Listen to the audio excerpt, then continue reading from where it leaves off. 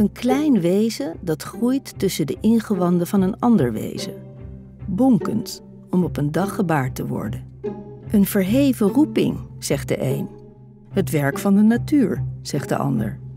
Maar elke tijd baart ook haar eigen ideeën over de rol van moeders. Hoe ze zich moeten voelen en gedragen. Want hoewel we steeds meer mannen zien aan de wieg en op de bakfiets, toch draagt in de praktijk de moeder nog vaak de grootste verantwoordelijkheid. Want de hardnekkigste mythe blijft dit. De vrouw is van nature voor het moederschap in de wieg gelegd. Welkom bij de moeder van alle mythen.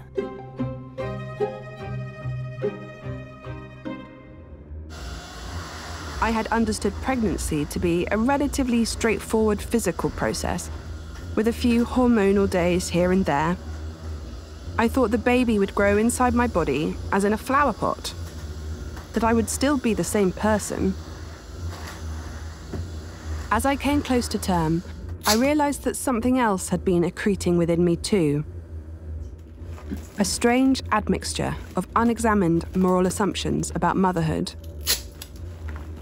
At the time, I couldn't fathom exactly where I'd picked up these ideas, but it became clear that self-sacrifice was an essential component of being a good mother. My past independence had to end, and I would now need to live to serve others in an intensive and ultimately self-sacrificing way.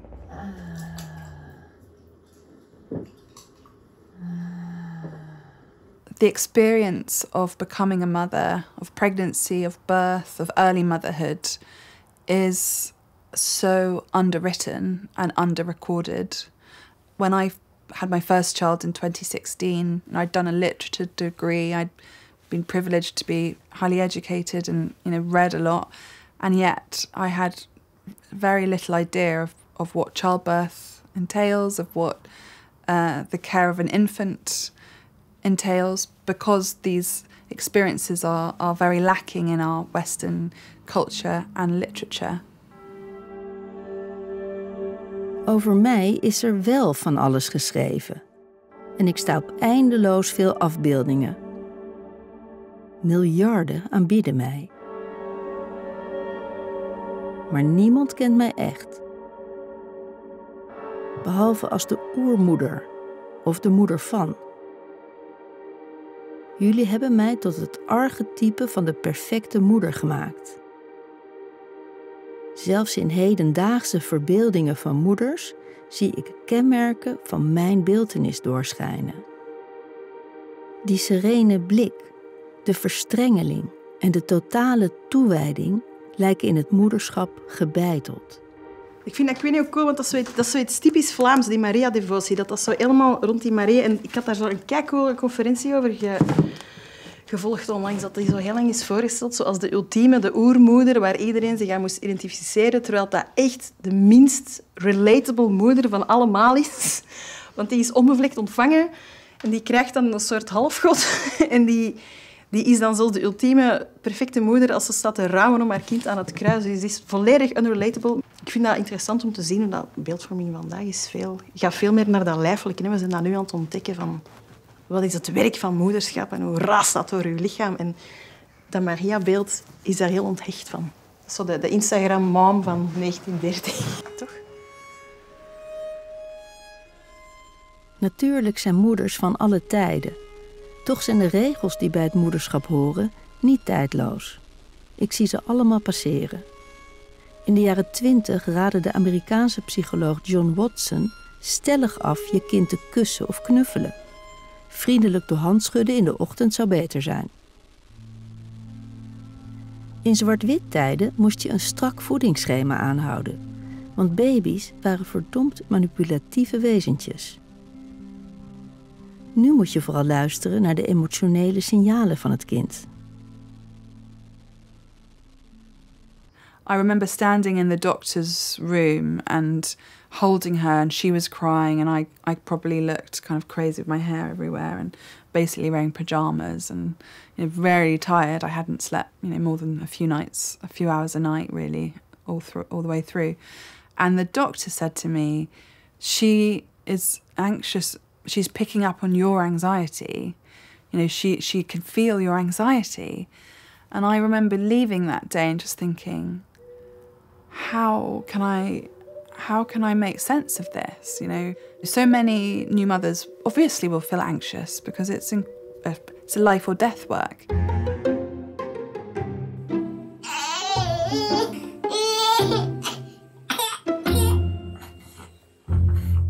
I definitely felt that when I became a mum, that I was in this kind of panopticon, like that I was being surveyed, that I was very aware of lots of, rules, myths, ideologies, ways of keeping mothers in line. Did you give birth correctly? Are you feeding correctly? Is your baby sleeping correctly? Etc., etc., etc. Are you happy all the time? You know, the happiness imperative of this is the happiest time of your life. The contemporary mother, as I described her, I called her the sculptress mother, that she was responsible for the entire shape of the child, every detail of the child, right? In a way that had never really happened before. Women tended to start out with it as an ideal. They tended to and assume that they could fulfill it, right? They assumed it was achievable. And then as the years ticked by, with a few exceptions, they realised that they'd been set up to fail. They weren't there enough. I don't know. They hadn't pureed organic vegetables for the child when the child was growing up. They hadn't managed to breastfeed properly. They'd had to go back to work and had to use childcare. They hadn't felt as bonded to their child as they were supposed to, right? In some way, they saw themselves as failing at this ideal. What they didn't see, of course, was that it was an ideal, right? This was never going to be achievable. It was too much to ask one person to do. It demanded simply too much of one person. It demanded something approximating sainthood, which is probably why the Virgin Mary is a saint. Die zichzelf wegcijferende moeder, die in haar eentje verantwoordelijk is voor een veilige hechting, is niet wat primatoloog en antropoloog Sarah Bleffer-Hrdy in de natuur zag. Motherhood is not reflexive. It's an emergent emotion that we're set up for. But pulling weeds is reflexive. When you see a weed, you pull it, you know. These guys, you put them in water and they make beautiful roots. Back when my first baby was born, I was still very much in the throes of what's called attachment theory. I had read John Bowlby's classic book. Here's my dog-eared penguin paperback copy of On Attachment, published in 1966. And I had it when my first baby was born in 1977. And in that book, Bowlby talks about the need of human infants to feel secure and to grow up psychologically healthy. They need this secure base. For his template, though, of motherhood, Bowlby selected chimpanzees, baboons, macaques, and gorillas. And he chose those species of primates because they all spent a lot of time on the ground. They were terrestrial. Those all happen to be primate species that have exclusive maternal care. A chimpanzee mother, for example, holds her baby every moment of the day or night, from birth to about 6 months or so of age. But we already knew about these monkeys in India called langur monkeys, where after birth, other females are allowed to take and carry the mother's baby. On the first day of life, they're carrying the baby maybe 35% of the time. So mothers had a lot of help. We had these other templates, which Bowlby could have considered. Certainly langurs, too, spend a lot of time on the ground. But he didn't. And I think it had to do with his Victorian bias. It was assumed that mothers give birth and want to turn their lives just over to this baby. And this has been an idea really embedded in Western culture, at least since the Enlightenment. maternity was equated with self-sacrifice and charity. This mother just voluntarily wanted to turn her life over to this little baby. Well, that was a wonderful idea, and I was very grateful. So when I gave birth to my first baby, I thought, this is what I'm going to do. And of course, as a primate and an ape, I will just want to turn my life over to this little gene vehicle. Well, it wasn't long after I brought the baby home from the hospital and my husband was going off to work at the hospital every day that I began to chafe a little because I was ambitious and I wanted to go on with my writing. I'd already written 2 books. I wanted to write the next one. And the 24/7 hour demands on me, I was really ambivalent about them. Dankzij de langoerapen begreep Sarah dat collectieve broedzorg best wel een slimme overlevingsstrategie is. Dat geldt ook voor de mens, die bij uitstek een samenwerkende aap is. Dus is het volstrekt natuurlijk dat een moeder zich afvraagt: hoezo zit ik in mijn eentje opgezadeld met al die zorgtaken, terwijl ik gewoon rustig een appeltje wil eten? I think of all the evolutionary thinkers, John Bowlby, with his ideas about attachment theory, has done more for human well-being than any other evolutionary theorist because he recognized the need of human babies to feel secure in order to develop psychologically healthy human traits. But what he overlooked was how much help mothers were going to need in order to do that.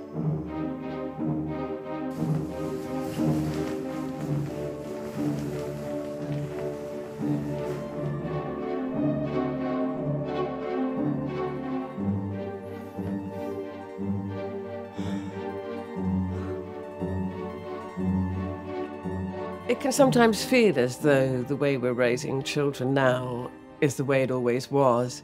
Because most of us were raised like that, right? And it only takes a couple of generations for an idea to become entrenched as a tradition. And certainly the way that politicians talk about the traditional family, you'd think that this kind of parenting, this kind of mothering had existed forever. But actually, it's attached to the rise of the nuclear family and the breakdown of the extended family. And actually, if you talk to sociologists, what they will say is that the rise of the nuclear family had actually much more to do with economics. The household, or the farm, whatever it was the economic centre. Children were part of that as well. All of that moves out of the house.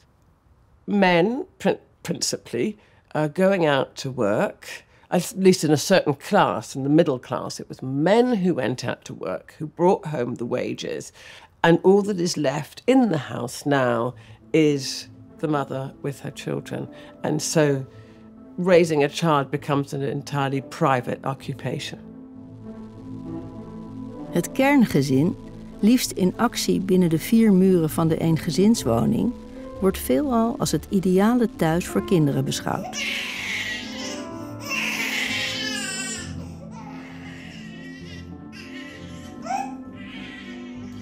Als we het daarover hebben, gaan we dan vaak zeggen, ja, we moeten vaders meer betrekken.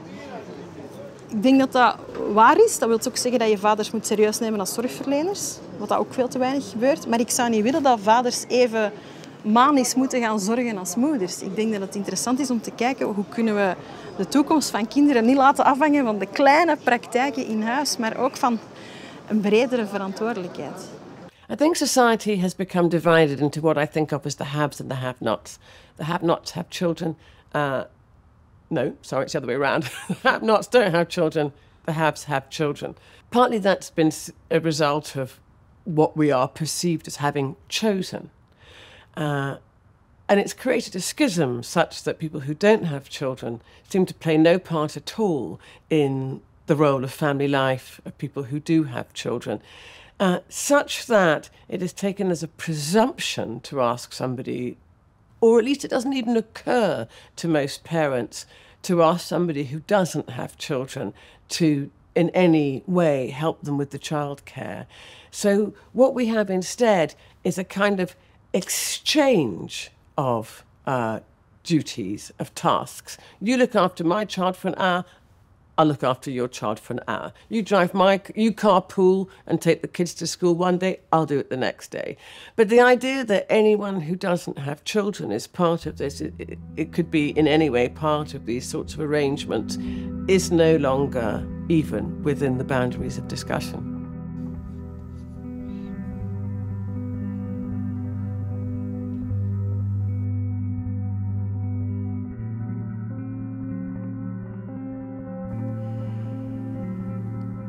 Ik heb ook gewoon vrienden in mijn omgeving met kinderen. En ik zie ook wel dat die geen behoefte hebben aan nog een truitje of een broekje. Die hebben gewoon behoefte aan praktische hulp. Zeker als het de eerste is. En als je dan en alleen doet en je weet dat je een keisnede hebt, dan krijg je eigenlijk van iedereen te horen: oh nee, het wordt zo zwaar, het wordt zo moeilijk, het wordt zo... Je gaat echt kapot. Je kan de eerste 3 weken helemaal niks. Nou, dat. En dan, je moet dat gewoon regelen. Dus ik heb met een stuk of 5 bewust alleenstaande moeders gesproken. Waar moet ik rekening mee houden? En dat heb ik een soort van in een schema gezet. Ik heb ook de taal van het schema gecheckt. Of het niet te directief was of te dwingend. Kijk, het gaat over dus Visite Plus. En dit zijn de verschillende diensten die je kan draaien. Bijvoorbeeld koken met Co, neem een kostje mee, kook in mijn keuken, stop iets in de vriezer.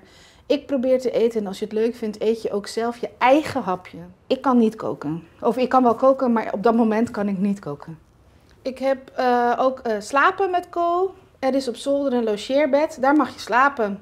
Co krijgt flesvoeding en je mag een nachtje deze dienst van mij overnemen. Ja, ik hoop dat ik het goed heb verkocht en dat mensen zich daarop inschrijven. Elke dag iemand in je huis die snapt dat er ook iets moet gebeuren. In plaats van zitten en beschuit eten. Dat geeft me echt een heel fijn en veilig gevoel. Ja. Grappig, dan zie ik ook dat iemand anders nog heeft ingevuld dit ik niet had verwacht. Ja, vet leuk. Ja.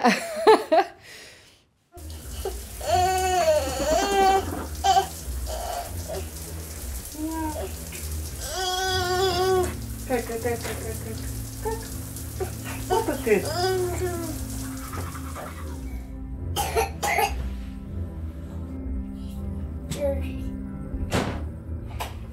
There is a kind of isolation and loneliness baked into the modern institution of parenthood.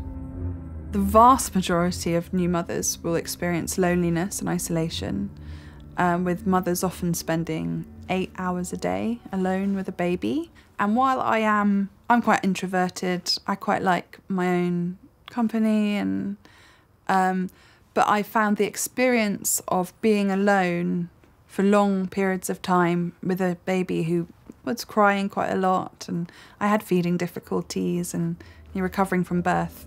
I found that a very strange experience. Felt very trapped. I'm thinking, what was it like? What was it like in our evolutionary history? Has it always been like this? Am I just very weak? Am I just highly sensitive and a bit not very good at it? That was how I was feeling at the beginning.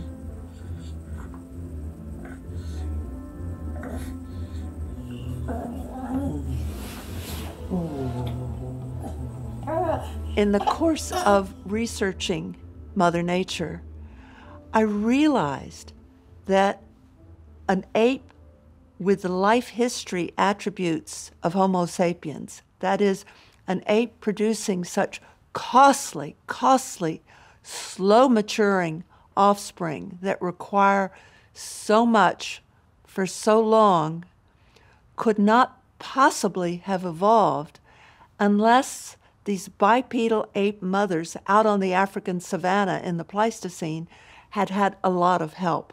And that help had to have been alloparental, that is, group members other than the parents, alloparental group members in addition to parents helping to care for and provision offspring. Otherwise, those babies would not have survived, and their mother, if she tried to turn her life over to them, would not have survived either. De meeste jonge ouders in Nederland krijgen, tenminste in de eerste 8 dagen, het gevoel dat ze op hulp van de samenleving kunnen rekenen. Want dan stapt de kraamhulp je thuis binnen. Volgens kraamverzorger Joyce kun je het Nederlandse systeem ook zien als een hedendaagse invulling van het motto It takes a village to raise a child. Joyce, met Janine. Hi Janine. Ja. Ik wil doorgeven dat mevrouw thuis is. Ik zag een tijdschrift over kraamzorg en toen was mijn interesse opgewekt. Gewoon dacht ik, ja wauw, zoiets heb ik nooit van gehoord. Maternity care, dat wil ik dit gaan doen. Kraamhulp is onderdeel van de Nederlandse thuisbevalling. En dat staat inmiddels op de lijst van UNESCO's immaterieel erfgoed. Misschien klinkt het wel een beetje raar, maar ik als een Afrikaans, onderdeel van een Nederlands erfgoed. Ja, ik zal mijn best doen om dat cultuur te bewaren. En dat is mijn inzet om dat erfgoed te bewaren en ook te blijven promoten.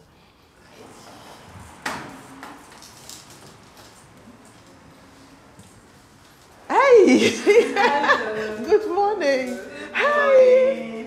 Josiah, hallo. Hi, oma. Hallo. Oh. Yeah. You've been fed, eh? Yeah. Good morning. Hello. Hi. Are you passing? I don't know. Yeah, we are just passing and say hello to you. Say hello. Oh, that's nice of you. Yes. Everything okay? Yes, everything. Oh, yeah, for her. Yeah, oh, that whole breastfeeding. Sir, ekoye.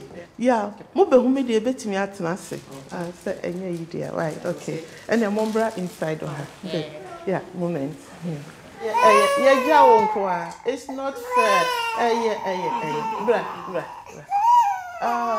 In Zuidoost, we zien onze cliënten als onze familieleden. We ontmoeten ze op dezelfde schoolplein, hetzelfde winkelcentrum, buurthuis. Ze zijn geen cliënten, ze zijn echt familieleden. We zijn overal tantes, zuster, oma. Noem maar wat je wilt, maar niet echt gewoon baf Joyce. En bibi o hobby. From me, no, maybe sana ye kan maybe a name mo kakra with in pampas name sorry kakra mo sheshe. Ja, de meeste van de werk die wij doen wordt niet betaald. Je wordt gebeld na 10e dag kraamzorg. Iemand heeft een vraag buiten onze kraamzorguren. Je kiest voor om telefonisch advies te geven of je denkt dat, nou, ik kom even snel naar je toe kijken. Want je kan niet echt begrijpen wat degene bedoelt.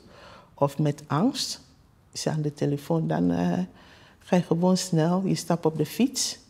En dan ga je naar degene toe om rust te brengen. Hey, dus ouder en kind team voor nu. Om een baby en je fabo vragen hoor. Ook het schreeuwen. Oh, ja. Oh, met je kadaatje, mami niet doe je nog. So you find people creating kind of strong networks with other parents, and you find what sociologists call chosen kin. I've certainly seen that a great deal, chosen kin. I'm a godmother to a great many children, to whom I have no blood relationship and also no spiritual relationship because none of us are religious. But we have resurrected this idea of godparent in order to draw other people into the lives of our children. I think children thrive when they have multiple relationships. I think they thrive in a society which they think cares for them. And I think it is palpably better for a society on the whole where we all take responsibility for children, rather than policing each other, holding on to responsibility for children.